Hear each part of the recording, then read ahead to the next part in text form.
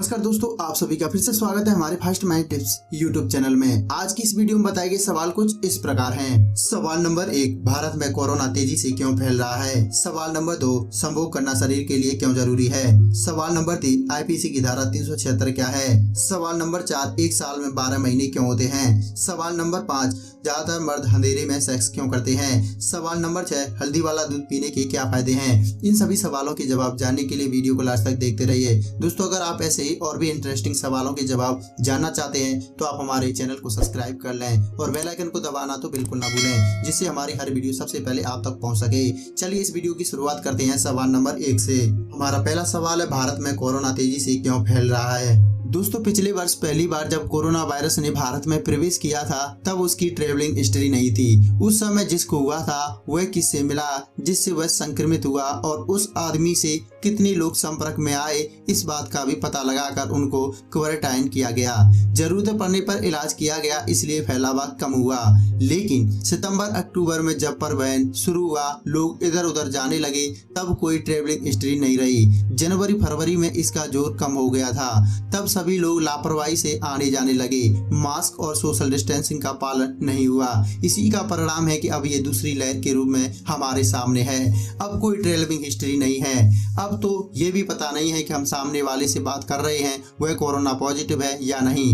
अब सब मिक्सअप हो चुका है, इसलिए ये इतनी तेजी से फैल रहा है। बचने का एक ही उपाय है, आवश्यकता अनुसार घर से बाहर निकलें पर भीड़ में ना जाएं और मास्क लगाएं और सोशल डिस्टेंसिंग का पालन करें और स्वस्थ रहें। हमारा दूसरा सवाल है, संभोग करना शरीर के लिए क्यों जरूरी है। दरअसल संभोग करना इंसान की सबसे बड़ी जरूरतों में से एक है, क्योंकि बिना संभोग के मानव जीवन सा रुक जाता है। इसी के साथ साथ ऐसा लगेगा मानव सृष्टि भी रुक गई है। बात किसी भी समाज की हो या किसी भी धर्म की, संभोग को कभी गलत नहीं बताया गया है। जब सारी चीजें आपके विरुद्ध हो जाती हैं और समस्या आने लगती है, तब संभोग आपके लिए एक दवा का काम करता है, जो धीरे धीरे नशा सा बन जाता है। दुनिया में हर चीज सीखने के बाद ही आती है, लेकिन संभोग एक ऐसी चीज है जो बिना सीखे आती है। आइए इस सवाल के जवाब में जानते हैं कि संभोग क्यों किया जाता है और वह शरीर के लिए कितना जरूरी होता है। दोस्तों, यह बात 100% सही है कि संभोग करने से इंसान की कई सारी बीमारी खत्म हो जाती है। लेकिन मानिए जब भी मनुष्य संभोग करता है उस समय उसका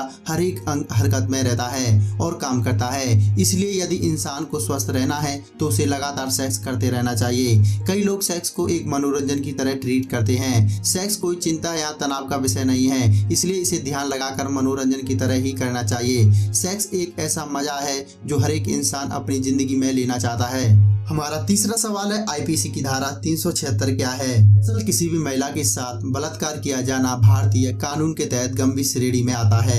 इस अपराध को अंजाम देने वाले दोषी को कड़ी सजा का प्रावधान है। इस अपराध के लिए भारत दंड संहिता में धारा 376 के तहत सजा का प्रावधान है।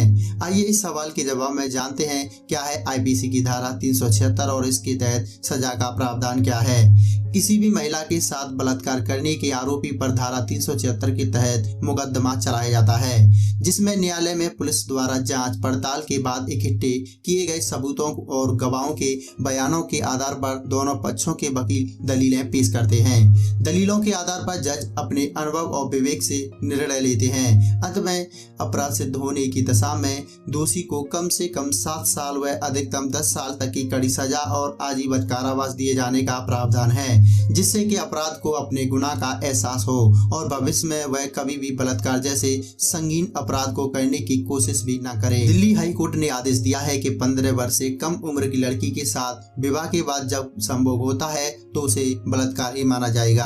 हाई कोर्ट ने कहा है कि संभोग के लिए भले ही लड़की की रजामंदी हो या ना हो, तब भी इसे बलात्कार ही माना जाएगा। इस कानून के विषय में कोई अपवाद नहीं हो सकता है और इसे सख्ती से लागू किया जाना चाहिए। हमारा चौथा सवाल है, एक साल में 12 महीने क्यों होते हैं। दोस्तों, हर बड़ी चीज को छोटे हिस्सों में बांटना जरूरी है, क्योंकि एक बड़ी चीज को संभालना बहुत मुश्किल हो जाता है। जैसे भारत एक है फिर भी 28 राज्यों में बांटा गया है, क्योंकि इससे हमें समस्या का अनुमान लग सकता है, क्योंकि लोकल लोगों को ज्यादा अच्छे से पता होता है कि यहाँ क्या समस्या है। ऐसे ही साल को महीनों में बैठकर यह पता लगा सकते हैं कि इन महीनों में यह मौसम रहेगा, यह समस्या आ सकती है, कब सर्दी गर्मी बारिश होगी और लोगों को सैलरी महीनों की महीने महीने मिल सके। मानो एक ही साल हो तो सैलरी एक साल बाद मिलेगी तो मैनेज करना बहुत मुश्किल हो जाएगा। इस वजह से एक साल को 12 महीनों में बांटा गया है। पांचवा सवाल है, ज्यादातर मर्द अंधेरे में संभोग क्यों करते हैं? दोस्तों, क्या आपने कभी ये समझने की कोशिश की है कि मर्द लाइट ऑफ करके संभोग करना पसंद क्यों करते हैं? अगर नहीं जानते हैं तो आइए इस सवाल के जवाब में जानते हैं। दरअसल उजाले में मर्द अपने शरीर को लेकर शर्मिंदगी का अनुभव करते हैं, खासकर पेट के बारे में। लिहाजा उनकी सोच ये रहती है कि संभोग के दौरान उनका पार्टनर उनके शरीर को ना देख सके। 20 से 30 साल की उम्र के पुरुषों के बीच किए गए सर्वे के मुताबिक उजाले में मर्दों के शरीर का कॉन्फिडेंस सबसे कम रहता है। शोध में कहा गया है कि 1/4 मर्द लाइट ऑफ करके अंधेरे में संभोग करने को प्राथमिकता देते हैं, क्योंकि वे अपने शरीर को लेकर असहज और शर्मिंदगी का अनुभव करते हैं। इसलिए ज्यादातर मर्द अंधेरे में संभोग करना पसंद करते हैं। हमारा छठवां सवाल है, हल्दी वाला दूध पीने के क्या फायदे हैं? नंबर 1, हल्दी वाला दूध पीने से इम्यूनिटी बहुत तेजी से मजबूत होती है। नंबर 2, हल्दी वाला दूध पीने से त्वचा का रंग साफ होता है और निखरता है। नंबर 3, हल्दी वाला दूध पीने से शरीर में शुगर लेवल बैलेंस रहता है और शुगर बढ़ने की समस्या में भी निजात मिलती है। नंबर 4, हल्दी वाला दूध पीने से आपको ताजगी महसूस होती है, शरीर से टॉक्सिन्स निकलते हैं और शरीर में एंटीबॉडीज बढ़ती है। नंबर 5, कोविड वायरस के काल में भी हम लोगों को हल्दी वाला दूध पीना चाहिए, जिससे हमारी इम्यूनिटी और अच्छी होगी।